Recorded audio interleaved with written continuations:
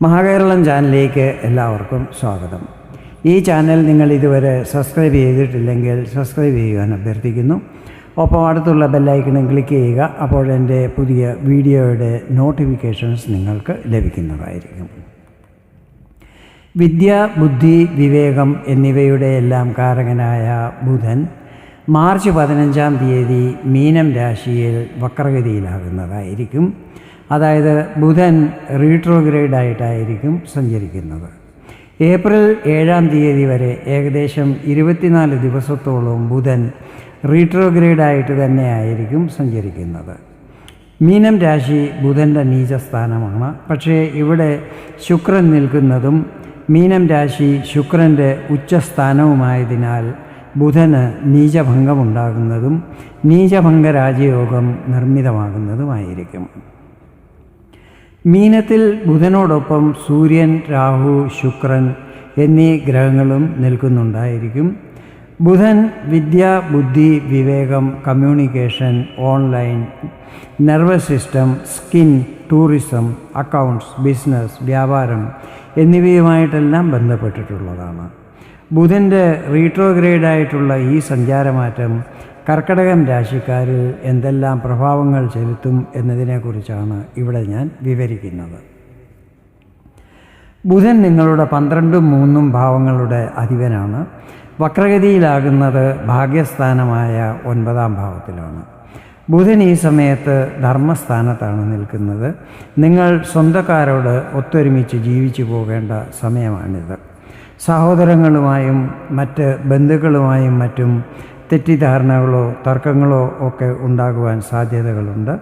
അതിനാൽ കഴിയുന്നതും ഈ വക കാര്യങ്ങൾ ഒഴിവാക്കുവാൻ ശ്രമിക്കണം.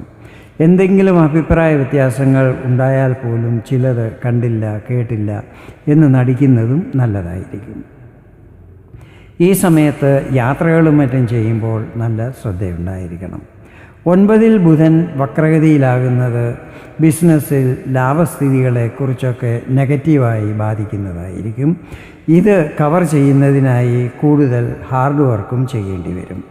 ഈ സമയത്ത് ബിസിനസ്സിൽ പരിവർത്തനങ്ങൾ ചെയ്യുന്നതും മറ്റും ഒഴിവാക്കുന്നതായിരിക്കും നല്ലത്. ഇപ്പോൾ ചെയ്യുന്ന ബിസിനസ്സിൽ കൂടുതൽ കോൺസെൻട്രേഷൻ ചെയ്യുന്നത് ലാഭപ്രദമായിരിക്കും. ഈ സമയത്ത് നിങ്ങളുടെ സംസാരത്തിലും പെരുമാറ്റത്തിലും സൗമ്യത പാലിക്കേണ്ടത് ആവശ്യമായിരിക്കും. കണ്ണുമടച്ചാരെയും വിശ്വസിക്കുവാൻ പാടില്ല. പ്രധാനപ്പെട്ട കാര്യങ്ങൾ സ്വന്തം മേൽനോട്ടത്തിൽ ചെയ്യിക്കുന്നത് നല്ലതായിരിക്കും. വീട്ടിലേക്ക് ഇലക്ട്രോണിക് സാധനങ്ങൾ വാങ്ങുമ്പോൾ പ്രത്യേകം ശ്രദ്ധിക്കണം. അല്ലാത്തപക്ഷം നഷ്ടങ്ങൾ വരാൻ ഇടയുണ്ട്. മേലധികാരികൾ നിങ്ങളുടെ കുറ്റങ്ങൾ ചിലപ്പോൾ ചൂണ്ടിക്കാണിക്കുവാൻ സാധ്യതകളുണ്ട്. ഈ വക സിറ്റുവേഷനെ ബുദ്ധിപൂർവം വേണം നേരിടാൻ.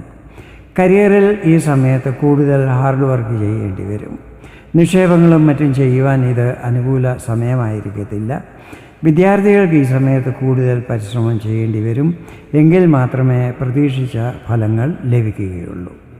ഈ സമയത്ത് കർക്കടകം രാശിക്കാർ നിങ്ങളുടെ ക്രോധത്തിൽ കൺട്രോൾ ചെയ്യണം.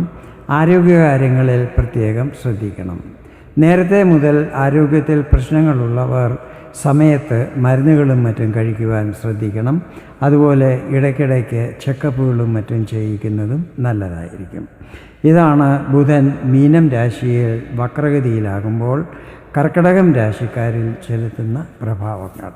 വീഡിയോ നിങ്ങൾക്ക് ഇഷ്ടപ്പെട്ടെങ്കിൽ ഇതുപോലെ ജ്യോതിഷ സംബന്ധമായ കൂടുതൽ വിവരങ്ങൾ അറിയുവാൻ വേണ്ടി എൻ്റെ ഈ ചാനൽ സബ്സ്ക്രൈബ് ചെയ്യാൻ അഭ്യർത്ഥിക്കുന്നു. വീണ്ടും വേറൊരു വീഡിയോയിൽ കാണാം. അതുവരെ എല്ലാവർക്കും നന്ദി, നമസ്കാരം.